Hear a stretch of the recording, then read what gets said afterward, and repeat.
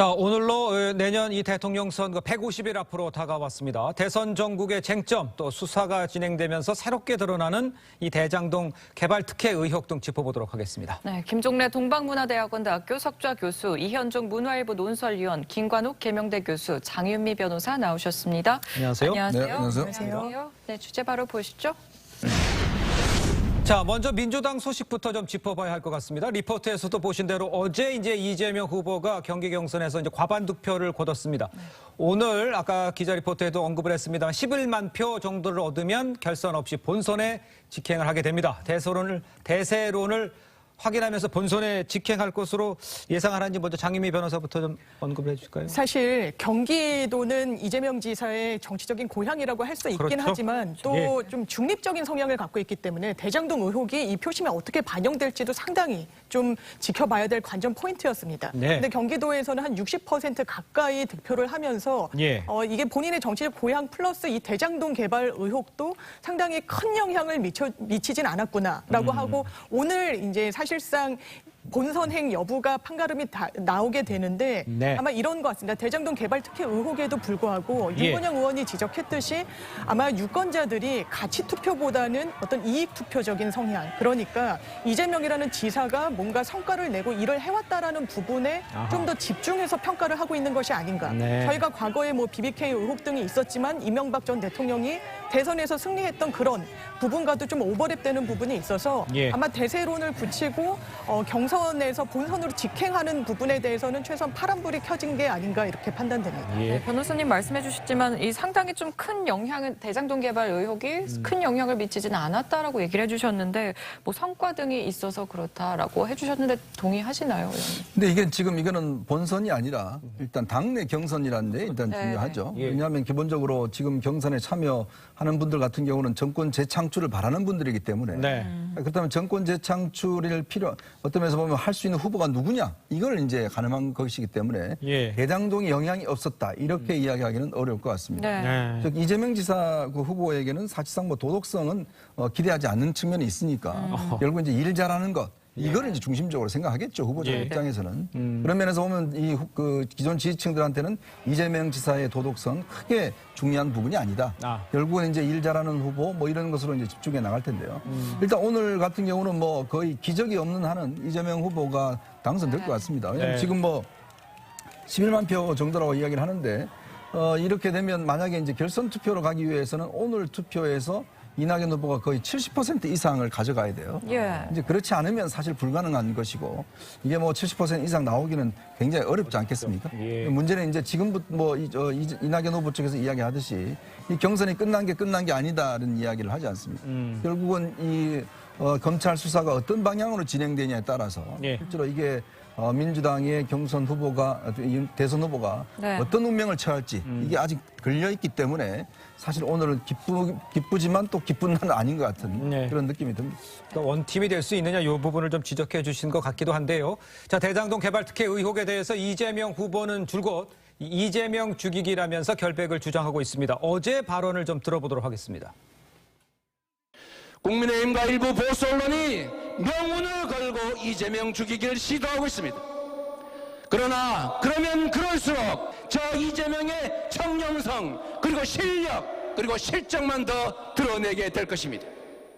작물을 나눈 자가 범인이라는 것, 이익을 본 자가 도둑이라는 것, 저 이재명이 도둑에 맞서 국민민복을 지켜왔다는 것은 변할 수 없는 진실입니다. 자, 저렇게 이제 이야기를 했습니다만 이재명 후보가요, 이익을 본 자가 범인이라고 이야기를 했는데 만약에 유동규 전 본부장이 이익을 본 것으로 확인이 된다면 이재명 후보 본인에게도 책임이 있다고 할 수 있지 않겠습니까? 저 부분 어떻게 봐야 됩니까? 지금 언론이나 이 여야 간에 싸우는 것도 근본적으로는 고무 부분 아닙니까? 그러니까 유동규라는 사람은 이미 법원의 영장 발부에 의해서 구속이 됐잖아요. 그렇죠. 그러니까 그 사람은 하여튼 큰 범인이든 작은 범인이든 범인인 건 맞는 거 아닙니까? 네. 죄인인 거죠. 예. 현 단계로서는 재판. 근데 그거를 이재명 지사하고 바로 연결시킬 수 있는 부분에서 어느 언론이 어느 수사기관이 현재까지는 지금 질문하신 이 시점까지는 얘기를 안 하고 있으니 네. 그러니까 그건 법적인 책임보다는 정치적 관리 책임은 질지언정 그 이상의 거를 지금은 얘기하기가 어렵지 않는가 하는 부분이 생각이 되네요. 현 시점에서는. 네네네. 그러니까 책임이 아주 없다는 게 아니라 돈이 흘러 들어간 거를 입증이 돼야만이 결정적인 소위 말하는 스모킹 건이 된다든가. 근데 그건 아직은 모르는 언론이 그렇게 많이 다뤄도 그 얘기는 아직 딱 부러지게 나오는 게 없지 않습니까? 수사기관도 그렇고. 그렇죠. 네. 예, 알겠습니다. 네, 수사 진행 상황을 좀 봐야 될 것 같은데 이재명 후보는 SNS를 통해서는 미개하지 않은 국민은 이 사건이 국민의힘 게이트임을 안다. 오늘은 포도대장 뽑는 날이라고 했습니다.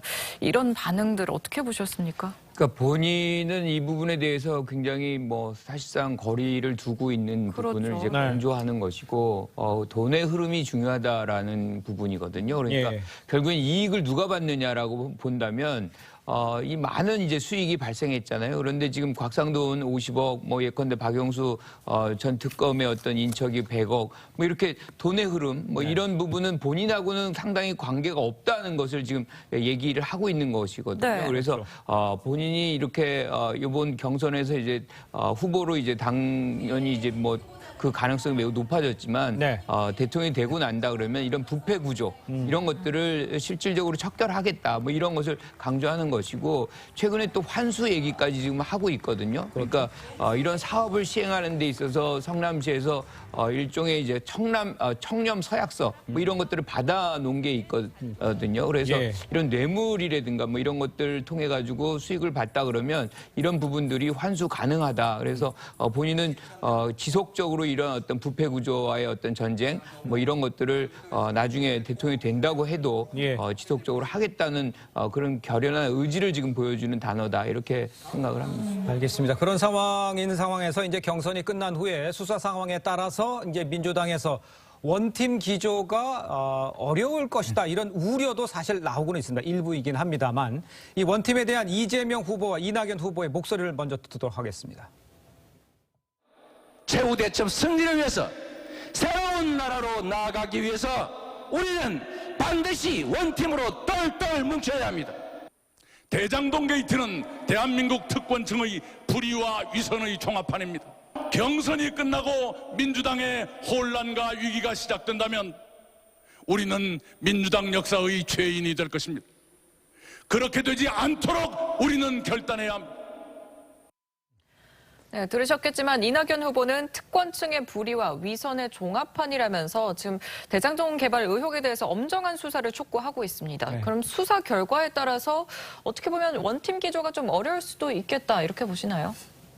저한테 네네, 네, 교수님. 원팀 기조가 되긴 될 겁니다. 아, 그런데 원팀 될 형식상 원팀이냐 실질적 원팀이냐를 볼 때 네. 아마 문자 그대로 100% 이렇게 화학적 결합이 되는 원팀은 쉽지는 않을 것 같아요. 예. 근데 그건 감정의 문제라고만 볼 건 아니고 네. 세력화의 문제와 관련이 있어요. 그 이재명, 이낙연 캠프 쪽에서 이번 선거가 끝난 이후에도 이낙연 후보가 이제 패배할 걸 전제로 말씀드리기가 조금 성급하긴 합니다만은 예.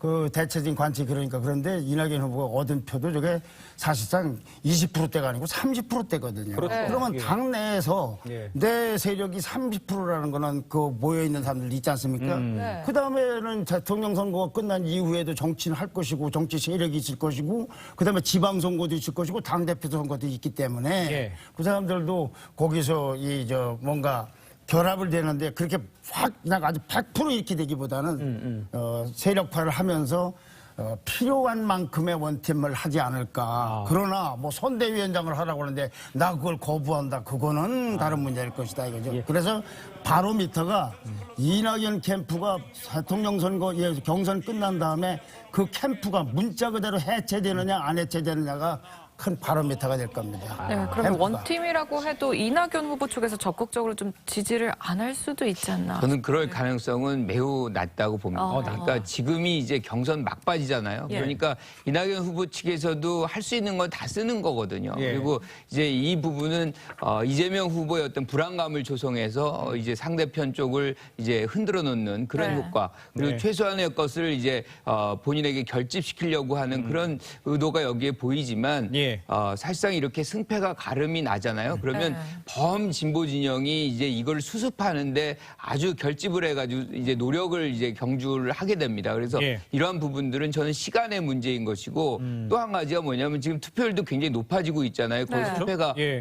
가름이 났는데도 불구하고 예. 이거는 경선의 마지막은 본선의 시작입니다. 그렇죠. 그래서 거의 승자로 지금 부각이 되고 있는 이재명 후보에게 힘을 몰아줘서 강력한 어떤 본선의 시작점을 만들어주겠다는 당원과 지지자들의 어떤 흐름이 지금 오늘의 이 높은 투표율과 연동이 돼 있다. 뭐 저는 이렇게 해석을 합니다. 알겠습니다. 경선에는 이제 그렇게 될 수 있을 거라는 이제 평들이 많이 있습니다만 이제 경기 지역 경선장에서는 이른바 이제 형수 욕설 영상까지 등장을 했습니다. 이재명 후보의 이제 개인적인 논란과 또 대장동 개발 특혜 의혹, 본선 문제는 이제 본선 민심에 어떻게 영향을 미칠까 이것도 관심인데 경선하고는 좀 민심이 달라질 수밖에 없겠죠? 어떻습니까? 그러니까 지금 이재명 후보가 이렇게 이야기를 하더라고요. 미개하지 않는 국민은 이 사건을 국민의힘 게이트로 볼 것이다. 네. 예. 그렇다면 이 사건에 대해서 비판적으로 보는 사람은 다 미개한 국민이겠네요. 그러니까 이게 결국은 갈라치기를 하는 거거든요. 네. 지금 그러면 이낙연 후보도 미개한 국민입니까?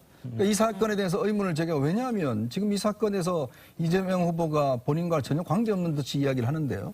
결국 이렇게 많은 수익을 깔아준 이 총 설계자가 누굽니까? 자신 아니겠습니까? 네. 결국은 본인이 그렇게 자랑하던 사업이 지금 속내를 들춰보니까 어마어마한 이득들을 이렇게 불법적으로 그래서 가져갔던 이런 현상이 나오고 있는 거 아니겠습니까? 예. 그렇다면 이걸 과연 국민의힘 게이트라고 할 것인지 그럼 본인은 설계자로서 뭘 감시를 하는 것인지 왜 이렇게 민간이 어떤 면에서 천문학적인 이익을 가져가도록 본인이 만들어준 것인지에 대해서 유감 표명 이상 사과하지 않았습니다. 자 그러면 이제 이거를 미개한 국민으로 이제 몰아쳐버리면 지금 보니까 아마 이재명 후보 같은 경우는 철저히 이 문재인 대통령보다 더 어떤 면에서는 좀 강한 좌양자 행보를 할 것 같아요. 네. 지금 보니까 본인은 이승만 대통령 절대 참배하지 않겠다 이런 이야기도 하고 있고 네. 그러니까요. 또 이 국민의힘에 대해서 여기 보면 미개하다 이런 식으로 이야기를 하면 예. 결국 두 국민을 이제 편으로 가는 거죠. 네. 이쪽 국민만 결국 똘똘 뭉쳐서 결집시키겠다는 것인데 과연 그렇게 해서 본선에서 이길 수 있을 것인가? 지금 이 보면 정권 교체 요구하는 비율이 훨씬 높습니다. 예. 그렇다면 이 사태에 대해서 중도층이라든지 이런 분들은 어떻게 바라볼까요? 바로 그게 이제 핵심인데 그래서 지금 이제 민주당 내에서도 우려가 나오는 것이 예. 과연 이렇게 밀어붙이다가 만약에 유동규가 어떤 식이든지 뭔가 새로운 게 나오고 연결고리가 나와버리면 그때는 또 어떻게 할 거냐는 것이죠. 아하. 과연 검찰 수사가 똘똘 뭉쳐서 원팀으로 한다 하더라도 검찰 수사가 덮어지겠냐는 것입니다. 예. 이제 그랬을 경우는 사실 뒤로 돌릴 수 없는 처지인데 예. 네. 그러니까 이게 지금 너무 본선보다는 경선 위주로 전략을 펴다 보니까 자칫하면 본선에서 굉장한 위기를 맞을 수도 있다 이렇게 보는 견해도 있습니다. 장희민 변호사님 그러면 이렇게 여쭤볼게요. 지금 언급을 해주셨습니다만 본선 민심은 조금 다를 수 있다. 왜냐하면 경선에서는 뭐 전략적으로 될 수 있는 사람을 밀었기 때문이다. 이렇게 지적을 할 수가 있는데 그 부분에 대해서는 동일하십니까? 어떻습니까? 좀 다르지? 크게 동의하진 못할 것 같습니다. 왜냐하면 뭐 일단 일반 선거 인단이 포함돼 있기도 하고 그 예. 부분은 뭐 기본적으로 민주당 성향인 사람들이라고 차치하고서라도 그렇다면 여러 가지 여론조사 지표에서 대장동 이슈가 이재명 지사를 흔들었는가? 지금 야권 후보들에게 밀리지 않는 지표들을 계속 보여주고 있는데 그렇다면 그 원인의 진단은 어디에 있겠는가? 대장동과 관련해서 유동규 씨 굉장히 위법 사항이 드러나고 있고 네. 또 아마 영장까지 발부된 것으로 보면 형사적인 책임을 면치 못할 가능성이 매우 농후하다고 저는 개인적으로 생각합니다. 예. 그렇다면 그 부분과 관련해서 이재명 지사의 뭐 돈줄이 흐름이 나온 것이 있는지 아마 수사를 하더라도 그렇게까지 나올 가능성이 희박하다고 국민들이 이미 판단을 좀 내리신 것 같고 네. 아까 말씀드린 것처럼 이번 대선에서 중요하게 가치로 가져가는 그런 부분들 도덕군자를 뽑겠다는 국민들 많이 계시지 않는 것 같습니다. 능력을 보여주고 성과를 내는 정치인을 선택하겠다는 그런 흐름이 있는 상황에서 예. 아마 이재명이라는 지사가 이 정치인이 이 지지율이 흔들리지 않고 있는 부분이 있는 거 아닌가 생각합니다. 예. 근데 아직까지는 저 수사 장변- 결과가 나온 거는 아직은 네, 없고요. 아닙니다. 저 장 변호사님 말씀을 들으면서 생각나는 게 야당 진영이에요. 정권 교체를 바라는 열망도 높고 또 대장동에 대해서 이재명 지사가 책임이 있냐 없냐고 따지면 분명히 이재명 지사가 책임이 있다고 느끼는 사람이 더 많은데 네. 어떻게 해서 야당의 지도 주자들은 그렇게 이번에 이재명 지사 대장동 의혹 때문에 지지율이 변화가 없어요. 네. 네. 자, 뭐 내가 여론조사를 동원할 수도 없지. 지금 학교 법적으로도 문제가 있지만 예. 대체로 보시면 알 겁니다. 크게 폭락을 하거나 뭐 그렇다고 올라가지도 않아요. 그럼 반대로 국민의힘 사람들은 또 올라갔느냐? 그렇죠, 아니에요. 그 안타까운 거는 국민의힘 사람들이 정말 이 좋은 여건 속에서 어떻게 저렇게밖에 못하느냐 하는 부분인데 예. 저는 그 중에 하나가 이런 거라고 생각합니다. 이재명 지사만 공격할 게 아니라 네. 근데 공격하지 말라는 게 아니라 정치 공작 해야죠. 왜 박영수 같은 사람에 대해서는 그렇게 언급을 하지 않는지를 난 모르겠어요. 예. 박영수 검사관 같은 경우에는 국민의힘 입장에서 볼 때는 박근혜 대통령을 구속시킨 사람 아닙니까? 그런데 왜 그런 사람에 대해서는 얘기를 하지 않고 오직 이재명만 그렇게 공격을 해서 아까 이현정 의원이 말씀하신 대로 갈라치기를 하는데 그건 갈라치기 효과밖에 없는데 왜 그런 얘기를 하질 않는지 그리고 최순실 변호한 이경실 변호사는 어떻게 고문이 있는지 그런 얘기도 해가면서 이재명 지사를 공격을 할 때 저게 그렇구나 생각이 들 텐데 그건 아니고 이쪽만 하니까는 그거나라는 생각이 들지 않나. 그래서 저는 비판하기보단 안타까워서 드리는 말씀입니다. 알겠습니다. 자, 저희는 이제 대장동 문제로 좀 넘어가야 될 것 같은데요. 다음 주제를 보도록 하겠습니다. 자, 대장동 개발 의혹에 대한 이 검찰 수사 휴일에도 계속되면서 속도를 좀 내고 있습니다. 검찰은요, 어제 사업 초기부터 깊숙이 관여한 것으로 지목된 이 정모 변호사를 소환해서 조사를 했습니다. 그런데 이 정모 변호사는요, 유동규 별동대로 불렸던 인물인데 일주일 만에 다시 불러서 조사한 겁니다. 이 이유에 대해서 우리 장유미 변호사님 좀 설명을 좀 해주시죠. 네, 사실 뭐 김만배 씨가 키맨이다라고 하는데 이 정모 변호사도 상당히 키맨입니다. 왜냐하면 그렇겠죠. 그 당시에 사업과 관련해서 맡았던 직책 때문인데 예. 민간 사업자 선정 심사 과정에 관여를 했기 때문에 뭔가 특혜성이 있었다면 그 부분과 관련해서도 진술을 할 수 있고 사실관계를 확인할 수 있는 그런 사람입니다. 예. 또 하나는 지금 말씀 주셨다시피 이른바 유동규의 별동대라고 해서 그러면 민간으로 더 넘어갈 수 있는 초과 이익과 관련해서 그 부분이 뭐 7시간 만에 삭제됐다는 보도들이 나오고 있는데 네. 그 경위와 관련해서 알 수 있는 사람입니다. 왜냐하면 사업 공모지침서 작성을 주도한 것으로 지금 나오고 있기 때문에 예. 그렇다면 이 민간 초과 이익과 관련해서 더 왜 갈 수 있는 부분을 성남시에 제한적으로 귀속하게끔 그 구조를 짰느냐.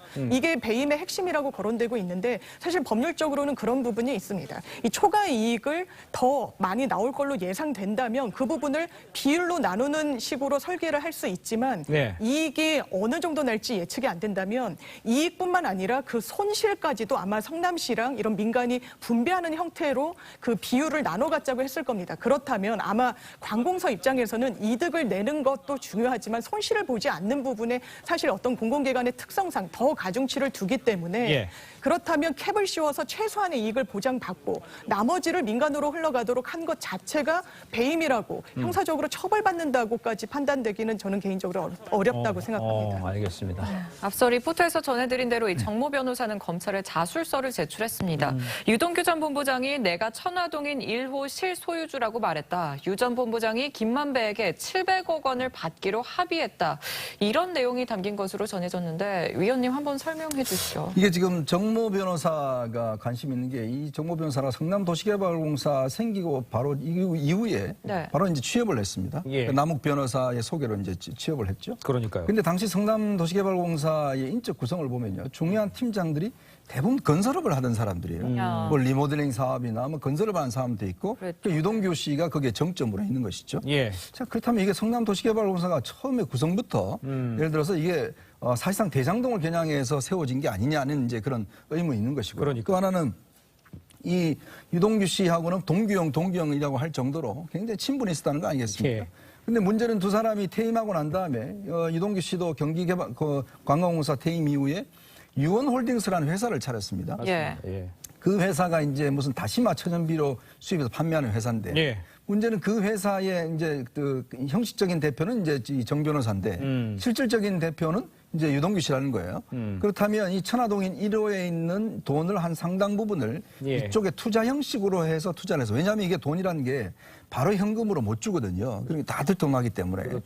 그렇다면 이걸 그냥 수익금을 어떻게 그러면 전환할 것인가. 네. 이제 그 문제는 결국은 이제 이 천화동인 1호에 1,200억 수익 올린 이 수익을 이 투자금 형태로 해서 유원홀딩스에 투자를 하고 그거를 유동규 씨가 실질적으로 이제 받아 챙기는 형태 이런 걸로 이제 구상을 했기 때문에 지금 정 변호사가 한 이야기도 결국은 이거는 유동규 씨 것이다라고 이야기를 하고 있는데 네. 저는 또 한편으로 보면 지금 이 각각의 핵심 인사들이 죄수의 딜레마에 빠져 있다는 생각이 들어요. 왜냐하면 이제 서로 살기 위해서 자신에게 유리한 진술만 이제 할 겁니다. 예. 왜냐하면 이제 이 진술 보니까 아마 앞으로 김만배 씨나 마찬가지지만 자신에게 유리한 진술을 하고 딴 사람에게는 뭔가 이 혐의를 떠넘기는 예. 그래야지만 본인이 사는 거 아니겠어요? 네. 지금 저는 이 정 변호사의 이야기도 결국 그 시작점이라고 해석을 됩니다. 알겠습니다. 네. 지금 이제 자술서 얘기를 지금 하고 있는 상황인데요. 유 전 본부장 측에서 보면 이 자술서 내용에 대해서 모르는 내용이다 이렇게 밝혔습니다. 하지만 자술서 내용이 사실이라 확인이 된다면 그러면 유 전 본부장이 상당히 좀 불리해지는 거 아니겠습니까? 그렇죠. 상황에서? 사실이라면 굉장히 불리해지는 네. 거죠. 네. 여태까지 부인을 했었기 때문에. 그러니까요. 그런데 이 700억이라는 부분에선 정영학 회계사가 얘기하는 부분과 네. 지금 정모 변호사가 얘기하는 부분이 달라요. 그러니까 정모 변호사가 이 자술서에 쓴 부분은 1호의 실제 주인이 유동규다라고 얘기를 했거든요. 예, 맞죠. 그러면서도 또 무슨 얘기를 하냐면 이혼 그리고 재혼을 위해서 돈을 빌려달라. 그렇죠. 예컨대 700억의 돈이 있는 사람이 그 뭐 10몇 억을 빌려달라고 그렇게 이 부탁을 하고 다닐까라는 그런 생각을 해보고요. 또 하나는 뭐냐면 정영학 회계사는 뭐라 그랬냐면 700억을 줄 수 있냐. 녹취록이에요, 이거는. 그렇죠. 그러니까 줄 수 있냐고 실소유주가 왜 줄 수 있냐라는 그런 질문을 할까요? 그러니까 지금 정영학 회계사가 얘기하는 것과 예. 정모 변호사가 얘기하는 700억의 얘기가 다르다는 얘기죠. 네. 그리고 이제 또 다른 거는 누구냐면 지금 김민배 씨 같은 경우는 김만배 씨죠. 씨. 김만배 예. 씨 같은 경우는 1호는 모두 다 내 거다. 이게 왜 이걸 나눠야 되느냐라고 라고 얘기를 이제 김만배 씨 주장하는 주장하고 거죠. 있어요. 예, 그러니까 그렇죠. 세 명이 지금 1호에 관해서 다 다른 얘기를 하고 있다는 거죠. 네. 그래서 이 수사가 실질적으로 이 700억이라는 돈이 굉장히 큰 돈이기 때문에 흐름이 잡힌다면 금세 찾을 수 있는 거거든요. 그래서 예. 이거는 뭐 조만간에 그 수사 결과가 나오지 않을까 이렇게 생각합니다. 네, 검찰은 오늘 오후에 유 전 본부장을 불러서 정 변호사의 자술서 내용을 집중 추궁할 것으로 예상이 되고 있습니다. 네. 그럼 자술서가 유 전 본부장에게도 어느 정도 압박이 될 것으로 보십니까, 김 교수님? 글쎄, 아까 제수의 딜레마처럼 이쪽에서는 아니 뭐 녹취록도 녹음할 줄 알고 내가 가짜로 말했다고 하는 수준의 사람들이니까 지금 그렇게 얘기하고 있는 상황이죠. 자술서 갖고 얘기해도 안 하고 아니라고 해버리면 그거는 주장으로서는 그리고 그 주장을 보도하는 언론만 보고는 저걸 믿을 수가 없죠. 예. 실제로 어떻게 그것이 틀렸나 맞았나를 할 때 별로 그래 저는 압박이 별로 그렇게 되지 않을 거라고 생각이 되는데. 아하. 그런데 압박이 별로 되지 않는다고 해서 그 사람 주장이 사실이 아닐 거라고 얘기하는 것이 아니라 예. 서로 간에 주장이 난무할 거다 그런 말씀드립니다. 알겠습니다. 자, 그럼 이제 초기에 이제 정모 변호사 이야기도 했고요. 근데 그때 또 중요한 사람이 한 분이 이 김만배라는 사람입니다. 이 화천대유 대주주이자 이 천화동인 1호의 소유주인 이 김만배 씨에 대한 쟁점을 짚어봐야 할 텐데요. 잠깐 언급이 됐었습니다만 천화동인 5호 소유주인 정 회계사가 제출한 이 녹취록에는 김만배 씨의 금품 로비 정황이 담긴 내용이 담겨 있다고 알려져 있습니다. 계좌 추적으로 사금 흐름을 밝힐 수 이건 있죠.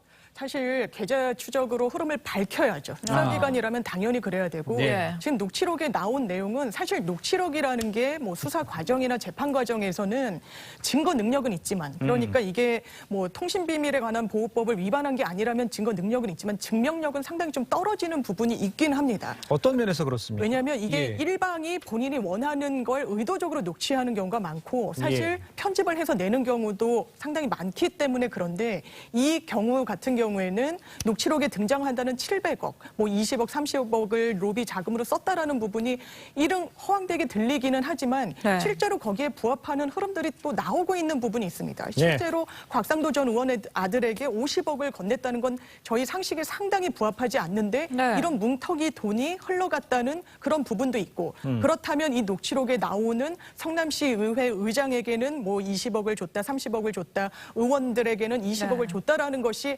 과연 그냥 거짓으로 치부할 수 있는 그런 사실관계들인가? 그렇다면 그 녹취에 부합하는 자금 흐름을 뭐 검찰이나 경찰이 들여다 봐야 될 텐데 문제는 한 이 화천대유에서도 한 470억이 넘는 문턱의 돈을 다 현금화했다라는 거 아닙니까? 이 중에 100억만 사실 분양 대행업자에게 흘러간 내역이 드러나 있고 네. 나머지 370억 정도는 어디에 어떻게 가 있는지 전혀 확인이 좀 불가한 상황입니다.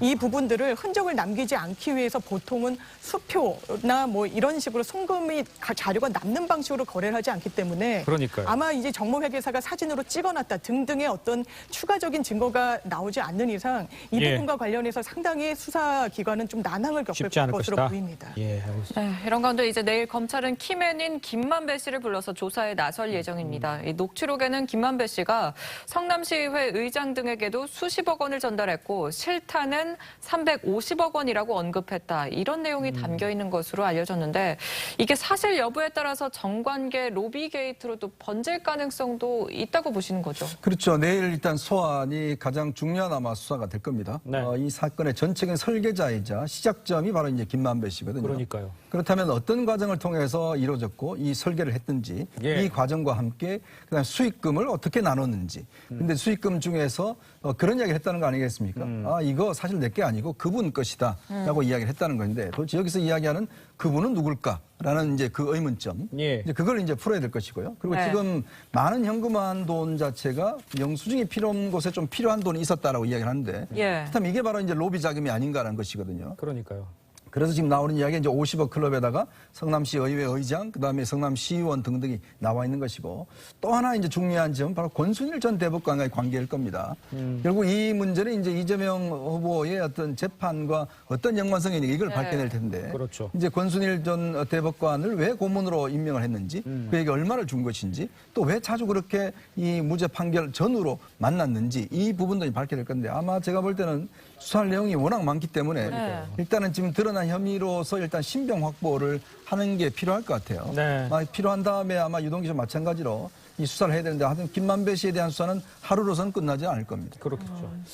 지금도 언급을 해주셨습니다만 이 김만배 씨요. 천화동인 1호는 이 자신 소유로 이 배당금을 누구와 나눌 이유가 없다 이렇게 얘기를 했습니다. 정영학 회계사가 녹취하고 있다는 사실을 알고 있어서 일부러 허위 사실을 포함하기도 했다. 이렇게까지 주장을 했습니다.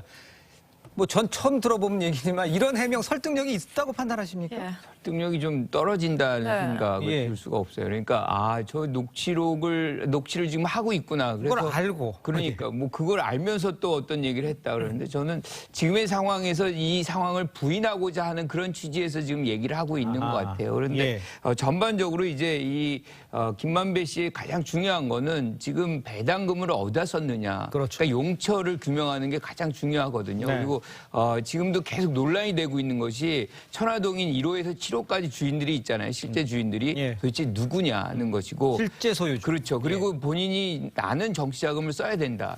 이게 실제로 정치자금으로 쓴 건지 아니면 로비자금으로 쓴 건지 예. 아니면은 이제 공동금이 있을 거 아니에요. 그럼 이 공동자금을 더 많이 가져가기 위해서 나는 이런 돈을 써야 되니까 나한테 더 달라. 뭐 이렇게 해서 하려고 했던 건지 예. 그런 것들이 이제 지금 검찰에서 확실하게 이제 규명이 돼야 되는 건데 예. 여기서 가장 중요한 거는 사실은 뭐 그들이 이익을 본 건 우리가 다 알고 있는 거잖아요. 결국엔 이게 정치권으로 흘러 들어갔는지 그렇죠. 로비로 쓰였는지 그렇죠. 지금 나와 있는 거 보면은 뭐 원유철 그다음에 곽상도 지금 야당 의원들이죠. 야당 전 의원이라든가 아니면 뭐 박영수 전 특검이라든가 이런 법조계 인사들이 지금 연루가 돼 있단 말이에요. 예. 그러면 이 부분들이 실제로 국민들 관심도 결국엔 돈의 흐름이 어디로 잡혔느냐가 제일 관심이거든요. 예. 그러니까 이 부분에 관해서 아마 검찰의 수사도 집중이 될 것이고 아마 김만배 씨에게도 이런 질문들이 많이 쏟아질 것이다 이렇게 예측합니다. 예. 네, 이제 내일 화천대유 대주주이자 핵심 인물인 김만배 씨가 검찰에 소환돼서 조사를 받습니다. 이 김만배 씨가 어떤 진술을 하느냐에 따라서 여러 사람의 운명이 또 갈라질 것 그렇겠죠. 같은데 김만배 씨 측에서는 지금 정 회계사가 제출한 이 녹취록, 이게 출처와 입수 여부도 확인되지 않은 녹취록이다. 이렇게 주장을 일단은 하고 있는데 네. 그럼 녹취록과 김만배 씨의 주장 어느 쪽이 좀 더 설득력이 있다고 보시는 거? 아무래도 녹취록 그 자체죠. 예. 녹취록은 그 상황을 그냥 담아낸 겁니다. 그렇죠. 본인이 그 당사자가 아니라는 항변을 하는 것이 아닌 이상 본인이 그런 진술을 대화를 최소한 했다라는 흔적이 남아있는 네. 거죠. 예. 그리고 본인은 아니다, 안 했다, 과장됐다라고 하는데 원래 부존재 사실, 존재하지 않는 사실은 입증할 수도 없습니다. 겁니다. 네. 그렇다면 본인이 낼 수 있는 증거나 이런 부분은 상당히 제한적일 거고 네. 뭔가 의혹이 있다라고 얘기하면서 사진, 녹취록, 기타 증거들을 내고 있는 상황에서 네. 아니다라는 어떤 해명만으로 의혹이 그냥 해소될 것인지 저는 그럴 가능성은 매우 낮다라고 생각합니다. 예. 한 가지 좀 덧붙이고 싶은 건 아마 이 방송을 보시는 분들도 그럴 것이라고 생각이 되고 앞으로도 이 사건을 보도했거나 앞으로 보도하는 걸 읽으시면서도 그런 생각이 들 텐데 대개 이렇게 굉장히 복잡한 사건을 다루고 걸 한참 뒤에 보면은 가만있어 봐. 이게 숲속에서 어느 길인지를 잃어버리는 때가 많이 있어요. 예. 내가 왜 이 길을 들어왔는지는 모르는 때가 있는데 네, 네. 이걸 볼 때 예. 아는 분들이 이렇게 생각할 거예요. 저 자신도 그렇습니다. 자, 누가 어떻게 되고 다 그런데 자 결론은 그럼 김만배라는 사람이 민간 영역이라면 그 뒤에는 뒷선은 또 누가 없나? 문제. 그다음에 이재명이라는 사람으로 대표가 되거나 유동규라는 사람으로서 행동이 되었던 성남시라는 관 쪽의 일이 굉장히 비판을 받고 있는데 예. 어째서 그 돈을 가져간 건 현 단계로서는 왜 야당 쪽 사람들이 많은가? 아니 여기서 했으면 여기하고 여야가 같이 나와야 될 거 아니겠어요? 예. 근데 어째서 이쪽에는 뭐 곽상도 의원 아들이 50억에다가 박영수 야당은 아니지만 거기서는 아파트를 이렇게 되고 또 그리고 박수영 의원이 국민의힘 의원인데 이분이 얘기한 50억 관련된 변호사들 보호자들 중에는 6명이 있는데 6명 중에 적어도 지금은 여권 사람이 없어요. 아하. 그러면 이재명 지사 쪽에서 했다고 그러는데 왜 돈 받은 사람은 여기가 나오나? 그러면 이재명 지사 쪽에 누가 이재명 지사가 아니라 하더라도 그 또 다른 측근이 누가 이걸 받았는가. 그러가 없으면 예. 이게 도대체 야당 일인지 여당 일인지에 대해서 자꾸 헷갈릴 거 아닌가. 그런 예. 가운데 밑에 있는 사람끼리 어느 변호사하고 어느가 녹음을 했다 말했다 하면 점점 이게 지금 무슨 얘기를 하고 있는지 한 그림이 안 그려진다 이런 예, 얘기를 맞습니다. 검찰이 규명을 해야 된다. 예, 그런 맞습니다. 얘기지. 예. 그래서 이건 여기는 이 정도로 나빴고 원죄는 여기가 있고 이 사람들은 또 이렇게 나쁘구나가 이해가 될 텐데 예. 계속 이쪽을 공격하는데 여기서 이 명단이 나온다. 예. 난 그 박수영 의원이 어째서 이 명단 6명을 이렇게 얘기했는지 참 사실은 의문이에요. 예, 거기 알겠습니다. 그러니까 이제 내용을 정리를 하자면 이제 김정리 교수님의 이야기는 과연 그 7명, 이 돈이 이쪽으로 건너갔는데 과연 그 이재명 지사의 측근에게는 아무도 돌아간 돈이 없느냐 이거를 규명을 해야 되는데 그건 지금 검찰이 조사를 하고 있고 확인하고 있는 작업입니다. 하지만 이제 국민의힘 쪽에서 나와 있는 거론됐던 많은 그 팩트로 나와 있는 사실에 대해서도 좀 체킹을 해봐야 된다 이런 이야기로 좀 정리를 할 수가 있을 것 같은데 지금 나오는 등장인물이 굉장히 복잡해서 시청자 여러분도 좀 헷갈리실 부분이 많은데 정모 변호사 또 그 남모 변호사가 있고요. 한 명이 더 있습니다. 도망간 사람이 있어요. 해외로 도피한 이 천화동인 4호의 실소유주 남모 변호사에 대해서 검찰이 여권 무효화를 요청을 하고 경찰도 인터폴과 공조해서 남모 변호사의 소재를 파악을 하고 있습니다. 이 부분에 대해서 더 늦었다 이런 생각은 안 드십니까? 좀 더 조치를 빨리 했으면 좋았겠다라는 아쉬움은 분명히 남습니다. 예. 왜냐하면 이 남모 변호사가 한국에 급하게 들어와서 부동산이랑 고가의 스포츠카도 처분을 하고 다시 미국에 들어갔다라는 것이거든요. 예. 그리고 이 애초부터 이 초기 단계부터 상당히 깊숙이 관여를 하고 그 전 단계의 사업에도 관여를 했던 그런 사람이기 때문에 네. 이 부분과 관련해서 여권 무효화 조치 늦었지만 사실 미국에서 불법 체류자 신분이 되는 것입니다. 그럼 간접적으로나마 입국을 좀 압박하는 그런 효과는 있어 보입니다. 알겠습니다. 네. 자, 대장동 이야기는 여기까지 하고요. 저희는 다음 주제로 넘어가 보도록 하겠습니다. 자, 국민의힘 소식입니다. 금요일에 당내 대선 주자 후보 4명을 압축하는 2차 예비 경선이 있었고요. 일부 언론에서 순위를 공표하는 이 추측성 보도가 있었습니다. 당 선관위가 가짜 수치라고 반박을 했습니다. 어떻게 이런 보도가 나오게 된 거라고 정리를 할 수가 있겠습니까? 일단 이제 공직선거법에 보면 지금 이제 선거가 진행될 때 당에서 조사하는 여론조사는 공표를 못하게 돼 있어요. 그렇죠. 네. 지금 이제 언론기관이나 이런 데서 하는 데는 이제 여론조사 공표할 수 있지만. 예. 근데 문제는 이제 이번 그 경선의 시스템 자체가 보면 일단 이 당원들 이 중심으로 하는 이제 당원 투표가 있고요. 네. 또 여론조사 투표가 이 두 개 같이 합쳐져서 결과를 내거든요. 예. 이제 그러다 보니까 이게 지금 여론조사 문제를 공개할 수 없다 보니까 또 내부적으로 경선 룰을 짤 때 이걸 이제 공개할 수 없도록 그렇게 짜 있습니다. 네. 이제 그런 상황에서 이제 했는데 문제는 이러다 보니까 민주당 같은 경우는 시시각각으로 사실은 이제 그래프로 나오잖아요. 점수가. 예. 근데 이 국민의힘 쪽으로 안 나오니까 내부적으로 이제 저렇게 이제 공개가 되는 것이고 그래서 아마 이제 일부 선관위에서는 두 개 합친 숫자를 공개하는 거는 큰 선거법 위반이 아니다는 아마 해석이 있었던 것 같아요. 네. 그래서 일부 언론에서 이제 이걸 공개를 한 것인데 아하. 사실은요, 이게 문제는 물론 뭐 선거라는 게 저는 중요한 게 이 대세론도 중요합니다. 누가 예를 들어서 어느 표로 갈 것인가 거기에 따라서 다음에 사람들이 판단해서 대세론으로 갈지 아닐지를 판단할 수 있는 것도 중요한 기준이거든요. 그렇죠. 근데 지금 국민의힘이 원래부터 이걸 짤 때 너무나 예를 들어서 이걸 공개할 수 없도록 해놓으니까 그럼 도대체 그럼 누가 지금 1등 했다는 이야기인가? 누가 지금 앞서가고 있는지 이거를 모르다 보니 경기가 벌어지는데 점수가 몇 점일지 모르면 그 경기가 재미가 있겠습니까? 이제 그런 이제 게임의 룰을 만들어 놓으니까 예. 사람들이 민주당은 지금 매번 할 때마다 등수 나오고 퍼센테이지 나오지 않습니까? 저는 이 룰 자체가 굉장히 문제가 있다는 생각이 들어요. 예. 네, 말씀하신 것처럼 국민의힘에서는 각 후보의 득표율은 물론 누가 1위였는지도 공개를 하지 않으면서 좀 깜깜이 경선되고 있는 거 아니냐 이런 지적이 나오거든요. 그것에 대한 문제점들이 계속 등장을 네, 하고 네. 있어요. 그러니까 그것이 격차가 우리 국민들도 확연하다고 할 때는 이게 논란이 안 됩니다. 그렇겠죠. 그런데 이제 문제는 지금 예. 초반에 어떤 윤 후보가 굉장히 우세였다는 것에 대한 어떤 뭐 공감대가 분명히 있었잖아요. 그런데 예.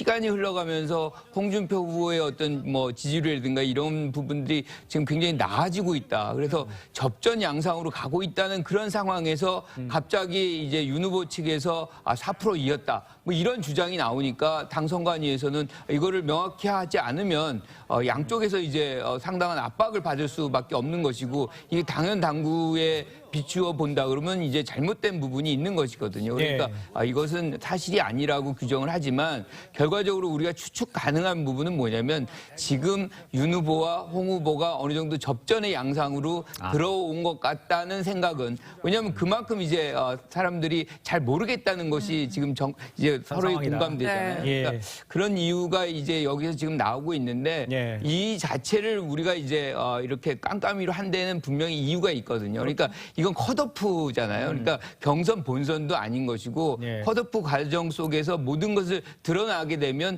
그 드러난 수치가 또 다른 어떤 하나의 변수로서 또 작용을 하게 되는 이런 이 어떻게 보면 경선에서 이 편승하는 그런 효과 네. 그리고 이제 유권자들에게 또는 당원 지지자들에게 좀 더 편견을 가지게 되는 그런 효과를 좀 방지하고자 해서 이런 부분들을 만들어 놓은 것 같은데 그렇죠. 의도는 이게 있었죠. 의도는 예. 이제 예. 그런 취지인데 지금 작동은 지금 부정적으로 지금 작동이 되고 있는 것 같습니다. 근데 저는 저 문제가 이것이 제도적으로 문제가 있다, 당 선관위가 잘못했다라는 문제와 논란과 별개로 네. 이 논란이 앞으로도 계속 국민의힘의 경선 구도에 작동을 할 것 같아요. 어떤 식으로? 왜 그러냐면 예.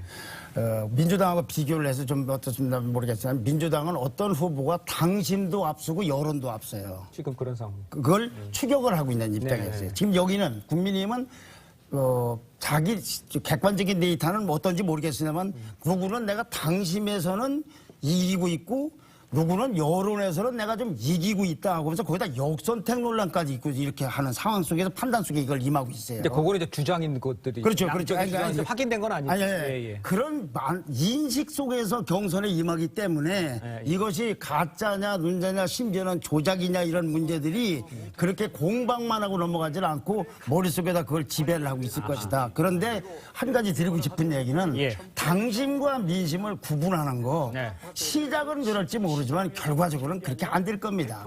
결국은 같아질 겁니다. 뭐 어떻게 같아지느냐? 민심이 당심 쫓아가지 않아요. 당심이 민심 쫓아가게 되지. 예. 왜 그러냐? 이번에 마지막에 선거할 때 여론조사할 때는 이재명 후보가 확정되면 이재명 후보하고 윤석열, 이재명 후보하고 원희룡 이렇게 1대1로 경쟁력을 테스트한 거를 후보를 정하기 때문에 예. 그러니까 민심이 나는 뭐 떨어져도 좋으니까 누구 좋아한다가 이게 안 될 겁니다. 예. 그래서 이번에 논란은 말로는 어떨지 모르지만 실제로는 굉장히 중요한 게임의 원리 속에서 작동이 될 거라고 생각이 됩니다. 알겠습니다. 아까 좀 부연해서 설명드리자면 일정 결과가 나온 후에 뭐 한쪽에서는 당심 쪽에서 앞섰다, 뭐 여론조사에서 앞섰다 이런 얘기가 있었던 건 맞습니다. 하지만 확인된 건 아니라는 말씀. 제가 주장 속에 그렇게 주장 하고 속에 있다는 그런 일이 거죠. 있었다는 네, 말씀 네, 다시 한번 네, 정리해서 드리겠습니다. 네. 자, 2차 경선에서 1위를 누가 했느냐의 신경전 속에서 윤석열 후보와 홍준표 후보 이 둘의 설전도 좀 심각해 보입니다. 홍준표 후보는요, 범죄자들끼리 붙는 대선이라는 표현까지 썼습니다. 직접 들어보겠습니다. 여당의 후보는 대장동 비리의 주범으로 지금 조사를 받아야 되고, 야당 후보도 주요 후보는 똑같이 장모, 그 다음에 부인, 본인 전부 지금 조사를 해서 자칫하면 감옥을 가야 되는 그런 범죄 공동체들이 되어버렸다 이 말이에요. 이건 범죄 대선이 되는 거죠. 범죄자들끼리 붙는 대선이 그게 옳은 대선입니까? 네, 들으신 대로 홍 후보는 이 범죄 공동체라고 비판을 했고요. 이에 대해서 오늘 윤 후보는 홍 선배님이라는 표현까지 써가면서 우리는 깐부 아니냐 이런 말을 했습니다. 깐부가 넷플릭스 드라마 오징어 게임에 또 나오는 용어인데 어떻게 보셨습니까, 위원님? 뭐 깐부라는 게 뭐 짝꿍이라든지 뭐 함께 가는 뭐 술게임. 그런 뭐 그런 이제 뜻하는 것인데요. 예. 결국 이제 점점 더 치열해지는 것 같고 점점 더 험한 이야기들이 나오는 것 같습니다. 예. 우리가 뭐 여당 경선에서도 봤지만 뭐 구속된다 뭐 이런 이야기가 나온 거 아니겠습니까? 예. 야당도 비슷한 양상으로 가고 있다라는 생각이 드는데요. 물론 뭐 지금 뭐 여러 가지 형사적으로 이제 윤석열 전 총장이 검찰총장직을 할 때 추미애 장관 갈등 속에서 여러 가지 이제 소송에 문제가 있었고 또 그런 것 때문에 본인이 직접 이제 사표까지 내고 나왔지 않습니까? 예. 이제 그런 것들은 뭐 한편에 그런 거라 하더라도 저는 아까도 이제 김정은 교수님 이야기했지만 야당이 지금 비교 우위를 가질 게 뭐냐 아마 이런 부분을 좀 지적을 해야 될 것 같아요. 예. 왜냐 지금 여당도 저렇게 싸우는데 야당한테 왜 국민적 신뢰가 없는가라는 이야기는 뭐냐면 예. 희망이 없다, 비전이 없다. 그리고 어떤 면에서 보면 좀 뭐 우리가 나라를 맡기려면 믿음직스러움이 없다. 뭐 이런 것 때문에 그런 거 아니겠습니까? 아하. 자 그렇다면 저는 홍준표 전 대표가 지난 대선에 나온 분 아니겠습니까? 네. 예. 당 대표도 하셨잖아요. 그러면 전체 야권의 어떤 흐름을 어떻게 흘러갈 것인지 그런 것에 대해서 본인이 뭔가 기여를 해야 될 거 아니겠습니까? 예. 그럼 뭐 그 범죄 자들의 경연장이라 그러면 본인은 뭐 하시겠습니까? 예. 그거 지적만 하시겠습니까? 예. 그럼 본인은 뭐가 그럼 잘할 것인지 네. 그걸 이야기를 하셔야 될 거 아니겠어요? 예. 그러니까 잘할 건 없고 유승민도 마찬가지입니다. 본인은 지금 경제 전문가로 이야기하면서 경제 문제는 그렇게 이야기하지 않고 예. 계속 지금 무슨 주술이다 역술이다만 이야기를 하고 있어요. 아무리 상대방을 공격하는 게 최선의 방어라고는 이야기하지만 도대체 야권이 이런 부분에서 뭔가 정책적인 이 차별성을 부각시켜야 되는데 예. 정치를 오래 했다는 분들이 계속 네거티브로만 이득을 얻으려 하는 것에 저는 좀 참담함이 있다는 생각이 듭니다. 예. 자, 국민의힘 대선 후보 선출이 이제 4주 앞으로 다가왔습니다. 이제 판세를 가를 변수로는 당심도 꼽히고요. 또 합종 연행도 있을 것이고요. 토론회가 꼽히고 있습니다. 어떤 변수가 가장 크게 작용할 것으로 예상을 하시는지 먼저 김건학 교수님께서 보시죠. 저는 이 세 가지 다 아닐 거라고 생각합니다. 그렇습니까? 가장 중요한 거는 본선 경쟁력입니다. 아. 그러니까 지금 야당 지지자들은 정권 교체가 가장 중요한 과제인 겁니다. 그렇죠. 그렇기 때문에 예. 실질적으로 본선에서 이길 수 있는 사람이 누구냐는 예. 것을 가장 큰 기준으로 해가지고 지금 다루는데 그래서 이제 초반에는 윤석열 전 총장이 그것을 예. 해낼 수 있을 것이라는 그런 확신이 있었던 거죠. 그런데 시간이 흘러가면서 그것에 대한 어떤 신뢰, 신념 뭐 이런 것들이 약화되고 동요되면서 지지율이 하락이 되고 그러면서 이제 대안을 누굴 찾아야 되겠다. 그 대안으로서 떠오른 사람이 사실상 홍준표 후보라고 보는 거죠. 그래서 지금 이제 이거는 결정된 부분이 아니에요. 아직 한 달이라는 변수가 있습니다. 그렇죠. 시간적 여유로 얼마든지 바뀔 수 있는 것이고 예. 또 50대 50으로 이제 당원 비율이 커집니다. 그런데 또 한 가지 또 변수가 뭐냐면 지금 윤석열 전 총장은 유령 당원이라고 그랬지만 24만 명의 새로운 신입 당원이 등장했어요. 네. 이분들이 어디로 이제 투표를 할 것이냐. 이게 매우 중요한 부분이고 여기에 이제 예. 토론회 얘기를 했는데 토론회도 매우 중요합니다. 그러니까 정책이라든가 능력이라든가 뭐 이런 부분들이 거기서 다 드러나거든요. 네. 그래서 아마 토론회의 과정 속에서 많이 걸러질 수 있겠다. 하지만 그런 것들이 다 수렴이 된 것이 결과적으로 이제 본선 경쟁력이 여론조사잖아요. 예. 네. 그것에 따라서 사실상 이제 마지막 경선의 결과가 나올 수밖에 없다 이렇게 봅니다. 어떤 변수가 김관욱 교수님하고 종종 견해가 다르는 게 있는데 이번만은 맞네요.